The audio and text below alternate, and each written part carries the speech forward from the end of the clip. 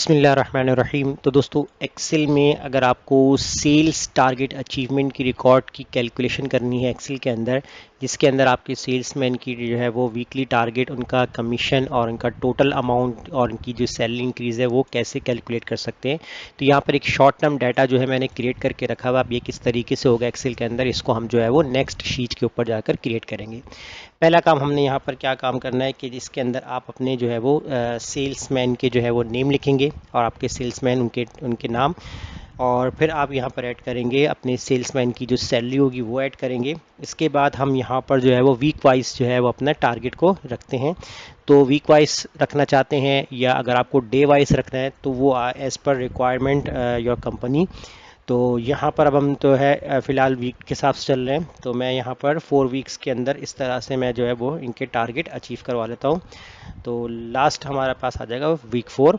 उसके बाद फिर हम यहाँ पर देखेंगे कि इनके जो है वो टोटल सेल कितनी है, टोटल टारगेट कह लें या टोटल सेल कह लें।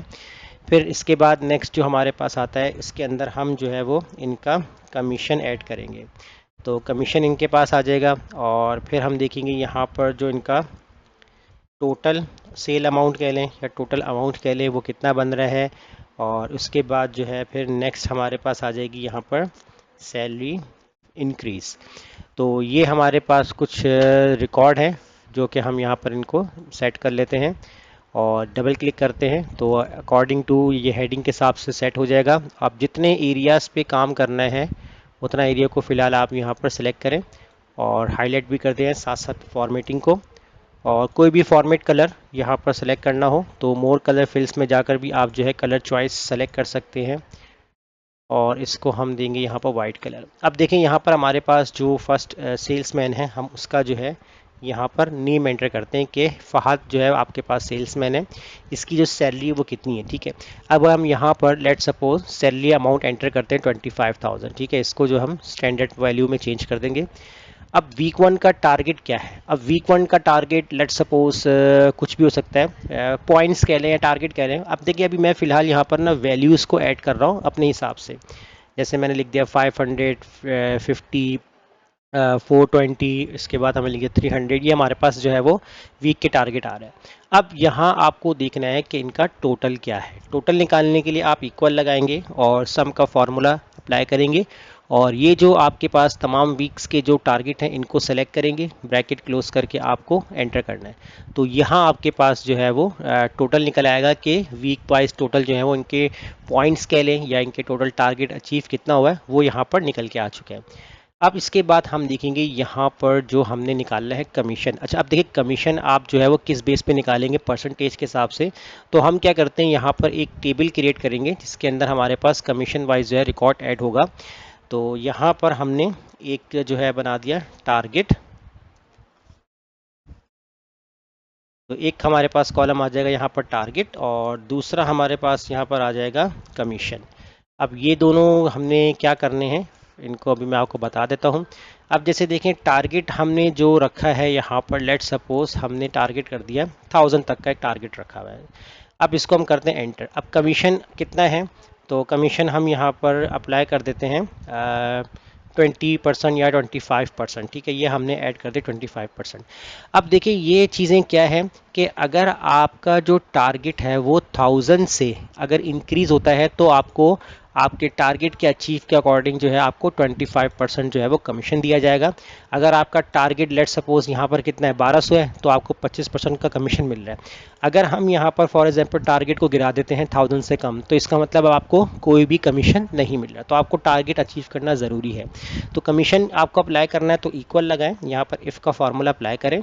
लॉजिकल टेस्ट के अंदर आप देंगे जो कि आपकी टोटल सेल है। अगर आपकी ये सेल ग्रेटर है या बराबर है किसी इसके, तो आप यहाँ पर देंगे टारगेट वाले सेल को और इसको F4 से लॉक करेंगे। लॉक करने के बाद आपने यहाँ पर कॉमा लगाया कि अगर आपके पास ये वाली जो सेल्स टोटल है ये अगर आपकी इंक्रीज होती है किससे, टारगेट से, तो आपके पास क्या प्रिंट हो जाए, तो आपके पास जो है प्रिंट होएगा आपका कमीशन। तो कमीशन के लिए हम देंगे यहाँ पर दोबारा से सेल वाले सेल को सिलेक्ट करेंगे और इसको मल्टीप्लाई करेंगे 25% कमीशन से और इसको हम F4 से लॉक करेंगे।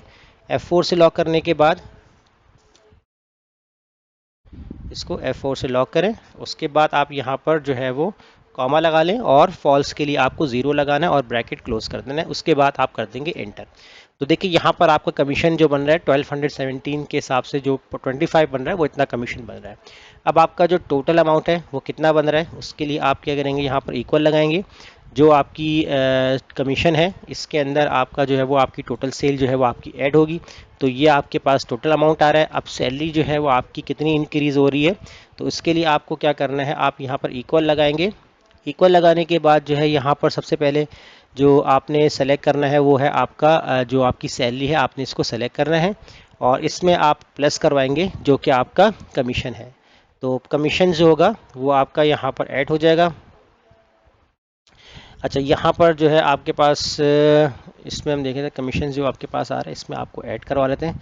अच्छा, कमीशंस हम इसमें सेलेक्ट नहीं करते हैं क्योंकि देखिए यहाँ पर हमने क्या किया है, कमीशन निकाल लिए और आपकी जो सेल के अंदर हमने टोटल अमाउंट, ठीक है, वो सेल का अमाउंट टोटल निकाल दिया, वो दोनों ऐड हो रहे हैं।